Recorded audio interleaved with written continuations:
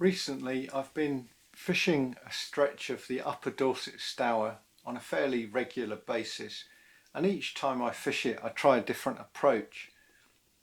And this time out I wanted to firstly have a go with an old Normark Avenger 2000, not the one I usually use, but a spare one that I've got that belonged to a good friend of mine who passed away over 20 years ago. And because this one hasn't been used very much, it's in far better condition than the one I normally use.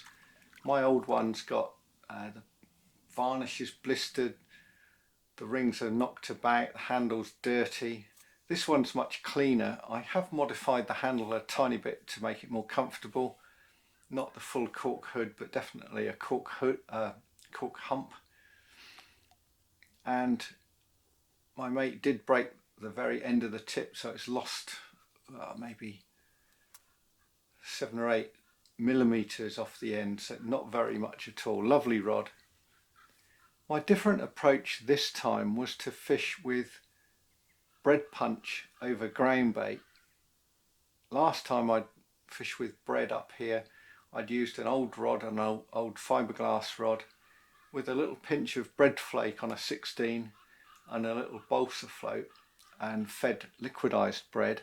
And this time what I want to do is mix up some gross guardon, senseless gross guardon, with some breadcrumb, ordinary brown crumb, and just feed small balls, sort of golf ball sized balls, and fish with a croquet, even taking 4 grams.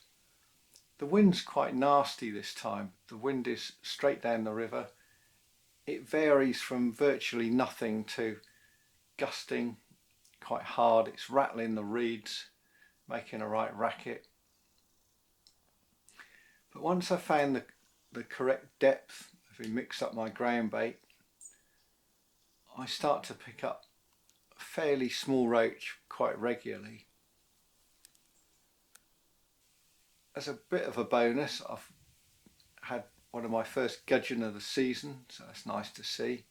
It's pretty much roach all the way. I fished for about an hour, and 1 or 2 of the roach are a bit better. They're sort of 4 or 5 ounces maybe. I'm dragging the bottom. I keep changing the depth, trying to get it right. It's the olivet's moving around a bit, trying to pinch the shot on tight. I need to look at that to improve it.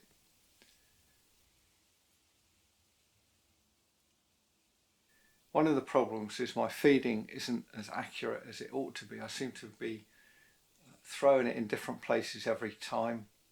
I haven't chucked ground bait in a swim for months, weeks, months, and it shows. I need to get well into practice with my ground baiting. And as a result, the fish aren't really sticking in one place. There's still that good colour in the river. It's just a little bit up, not high or anything like that. Once the first hour is up, I'd seen that there was another car parked up for the water. So I had a walk up river, and there was another angler who was on the verge of packing up. And he asked me if I wanted any maggots, because he had a third of a pint left over, and I said, yeah, okay. And when he packed up, he came down and gave me those maggots so I could switch to maggots. And I thought it would be interesting to see what happened when I fish with maggots.